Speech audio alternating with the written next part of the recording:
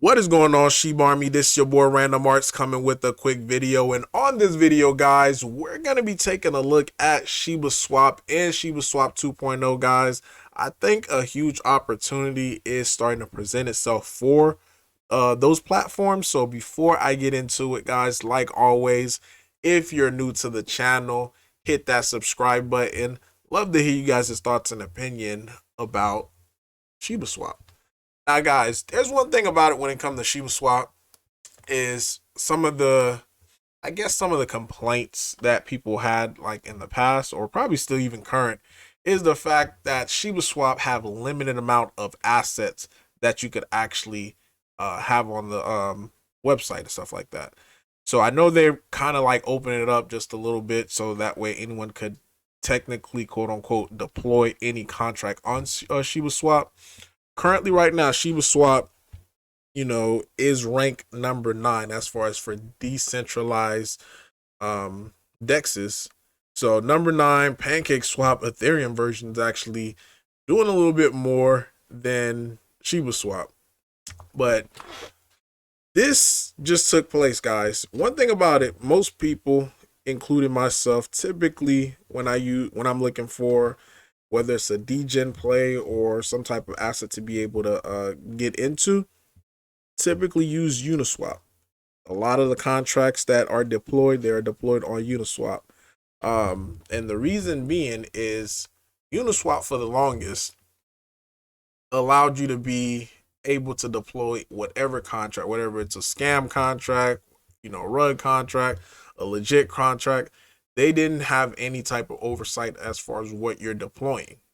As far as shibaswap, we took another approach on it as far as like, hey, we want everyone to be safe. But in my opinion, that wasn't true decentralization. Now, am I advocating for scam contract? Absolutely not. That is furthest from the truth. But the point that I'm making is that it is decentralized. There is no oversight of what can and cannot be on that particular platform. But as of recent, Uniswap looks like they may have some type of centralized risk or centralized effect that could affect them to be able to not be as decentralized as most of us in the space that like decentralization. Recently, Bencoin actually was stopped trading on Uniswap due to the fact of the logo. Now they did since change the logo to be able to try to be in compliance, but these are some of the tweets that some of the people were saying. They said we can't swipe Bencoin on Uniswap, which is the trade stop there, and now it's unsupported asset because of the logo. You have to replace the old one. So now I'm not a fan of Ben Armstrong, BitBoy, or am I invested into Bitcoin or anything like that. But the point that I'm making is that Uniswap received the a stop and a cease letter as far as with Bitcoin because of the logo. Now, how many other projects? And it seemed like it may just be not Uniswap itself, but it seemed like whoever is who made the complaint, they're probably just targeting BitBoy because he got a big mouth or whatever.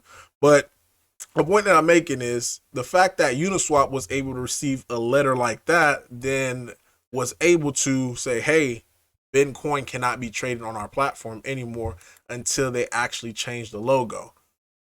Like, if people don't see that there's a problem with that, then you're not really for decentralization. And this is why I like Shibarmy, the Shib community, because we are for decentralization. Like, who is gonna what entity is gonna contact us and say, hey, take this type of crypto because they're using our logo?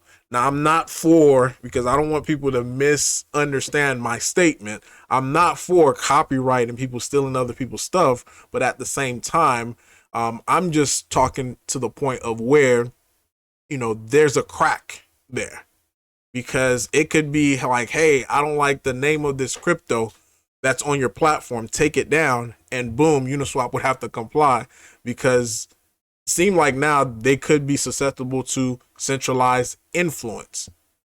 So as well as, you know, as far as for shibaswap, like who's gonna contact who, like, and where are they gonna send their complaints to?